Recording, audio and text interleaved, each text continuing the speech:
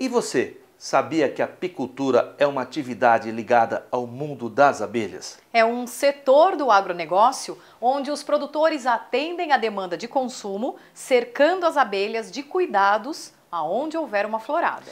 E olha, para descobrir novas histórias de quem conhece o assunto, nós voamos até Dourados, lá no Mato Grosso do Sul, para aprender mais com um grande criador. Tivemos a honra de gravar com o médico veterinário e apicultor Cirilo Gadim, um produtor que conhece a sensibilidade e a força de um dos insetos mais importantes do mundo. Agora, no Conhecendo o Brasil Agro. A importância das abelhas na polinização das flores revela o sucesso na produção de 70% de tudo o que comemos. Milhares de espécies são encontradas em todos os continentes, auxiliando a fertilização de milhões de espécies de plantas. Uma abelha visita 10 flores por minuto em busca de pólen e néctar. Ela faz em média 40 voos diários, tocando em 40 mil flores. Com a língua, a abelha recolhe o néctar do fundo de cada flor e guarda em uma bolsa na garganta. Quando ela volta para a colmeia, o néctar vai passando de abelha em abelha, até engrossar e se transformar em mel. Mas o mel não é o único alimento que as abelhas produzem. A abelha é um ser tão interessante que produz, olha só para você ver, mel, pólen, própolis, geleia real, a cera e ainda usam até hoje o veneno da abelha para muitos tipos de remédio, principalmente de medicamentos contra reumatismo, problemas de coração, cardíacos, né?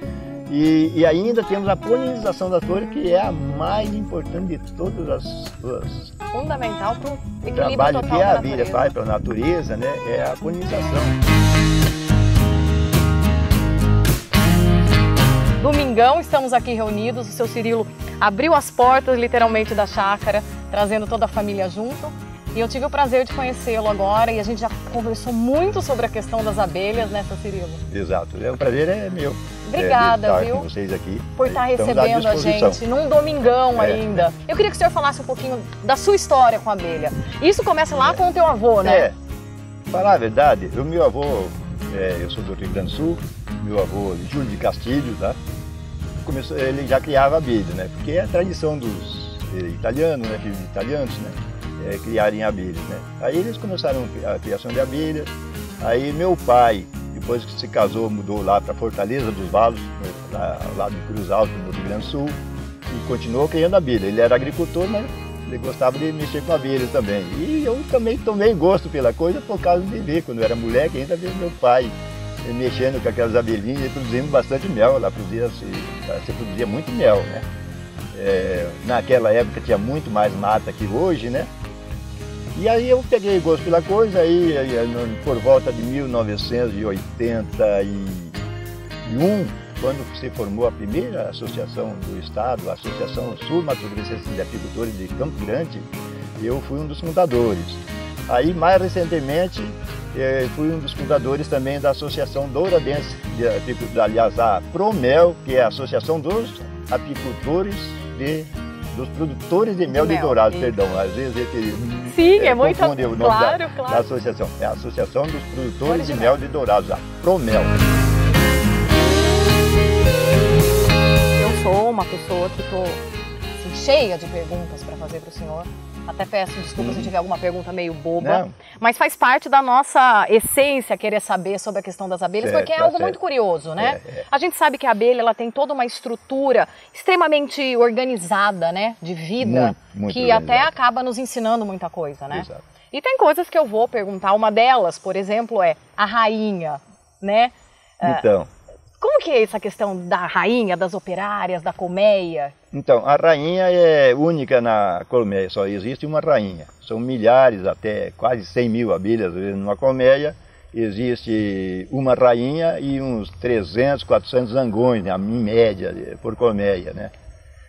E então a rainha é uma abelha, nasceria uma abelha comum se não fosse tratada diferencialmente só com geleia real. As abelhas escolhem aquela larva para fazer tratamento para produzir uma rainha, que vai ser, vamos dizer, a dona da colmeia, a mãe de todas as abelhas ali, né?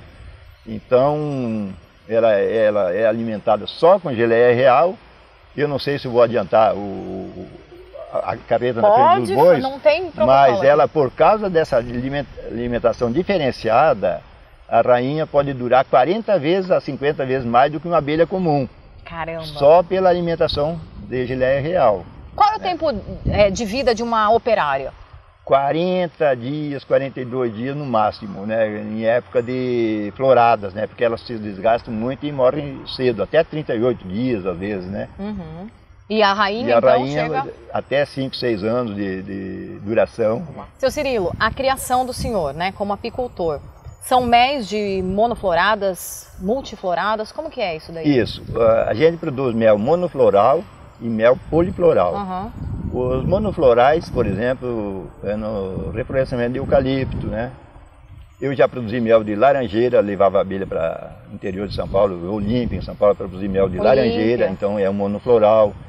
Eu levo abelha aqui na região, próximo a 120 quilômetros daqui de Dourados, se chama Nova Alvorada do Sul, para produzir um mel de cipó-uva, um mel mais claro que nós temos aqui no Brasil, o cipó-uva, que é um mel de alta aceitação no mercado externo, né? E então esses são os monofloral.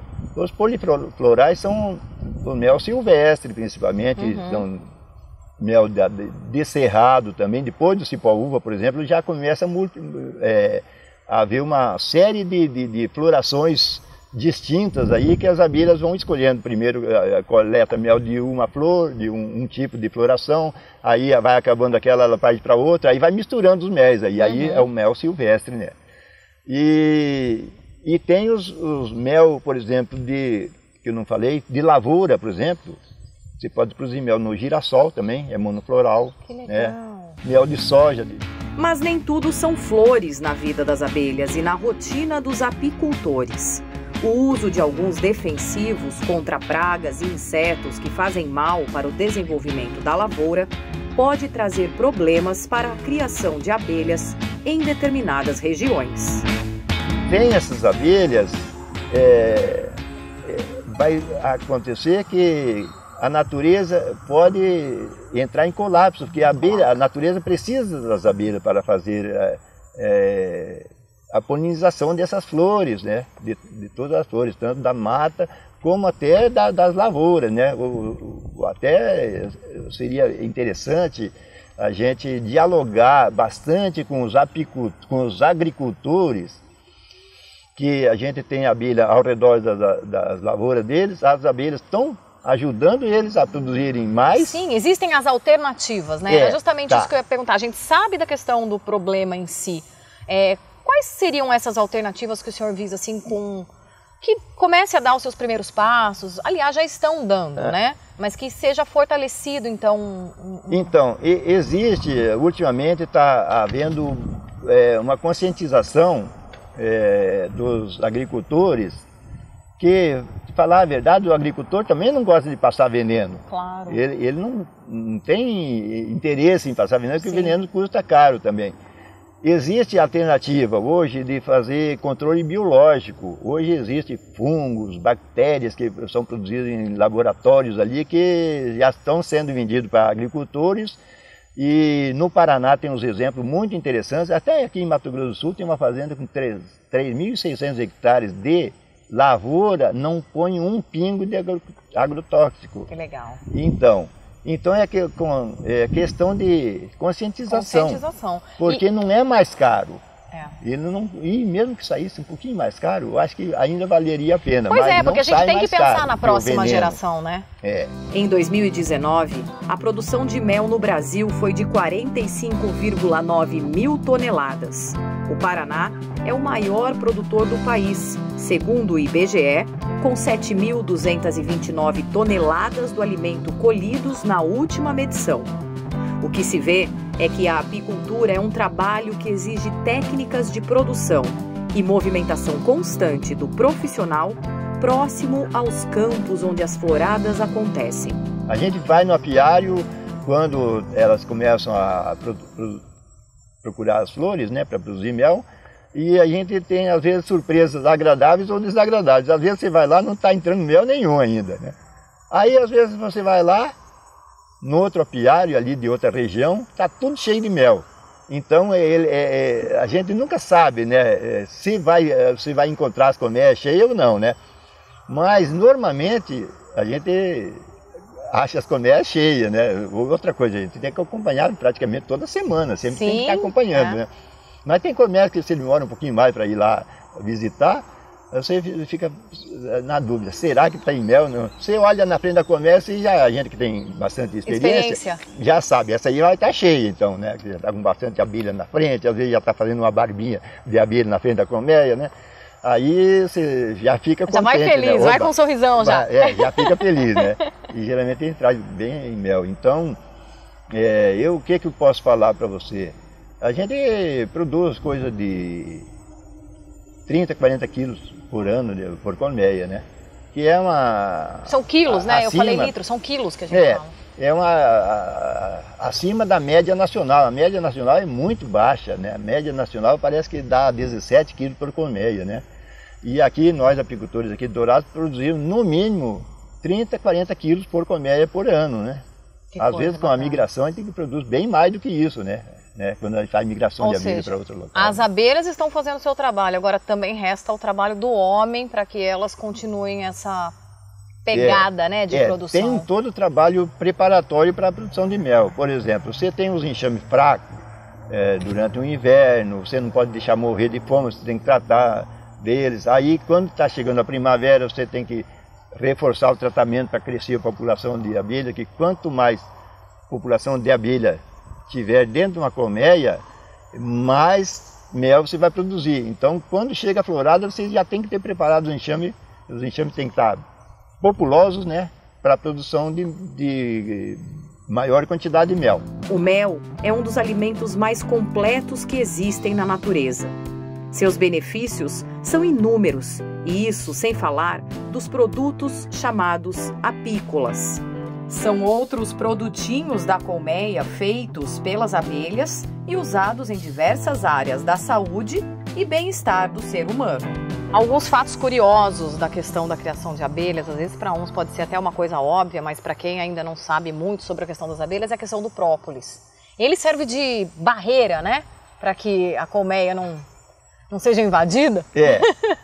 A própolis... A grosso modo, né? A própolis, ela é produzida pelas abelhas para a defesa da colmeia, né? Ela, tanto para a defesa de micro-organismos, bactérias, fungos, vírus, como para a defesa de um vento frio, da chuva, né? E o apicultor também usa de um artifício para fazê-lo produzir própolis, porque própolis é uma coisa que dá renda para o apicultor. Então, o apicultor forma umas frestas na colmeia para a abelha fechar. Né? Legal. Existem, eu podia até mostrar agora, mas eu não tenho aqui para mostrar, né? Uma melgueira, por exemplo, onde elas produzem mel, você deixa uma frestinha ali, elas enchem de própolis para vedar a entrada de ar e de micro-organismos, como eu falei, né? E aí o apicultor vai lá e retira aquilo lá e deixa aberto de novo. Aí no outro dia ele vai lá, está tudo fechadinho novamente. É um dos processos que tem para a produção de própolis, né? Legal. E é hoje um néctar, e é um remédio, é um antibiótico, é um anti-inflamatório. No Japão é o país que mais compra própolis brasileira, né? Principalmente do sul de Minas Gerais, que própolis tem a verde, própolis verde, chamado alecrim do campo.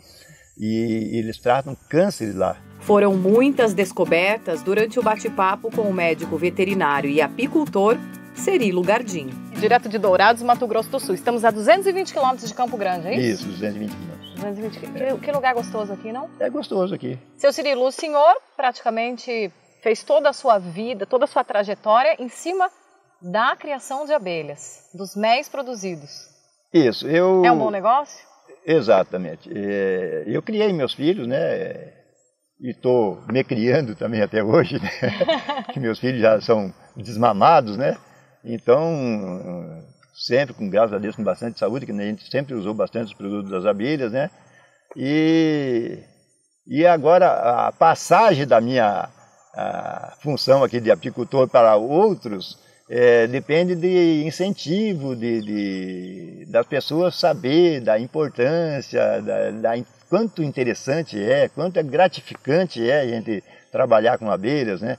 E isso seria até o papel da escola, né? A gente, como apicultor, participando de associações, a gente pede até para os professores, para os diretores de escola chamarem a gente para dar palestra para os alunos, para os alunos ficarem sabendo o que é apicultura. A abelha é um ser tão interessante que produz, olha só para você ver, mel, pólen, própolis, geleia real, a cera, e ainda usam até hoje o veneno da abelha para muitos tipos de remédio, principalmente de medicamentos contra reumatismo, problemas de coração, cardíacos, né? E ainda temos a polinização das flores, que é a mais importante de todas as fundamental para o equilíbrio trabalho total que a da abelha natureza. faz para a natureza, né? É a polinização.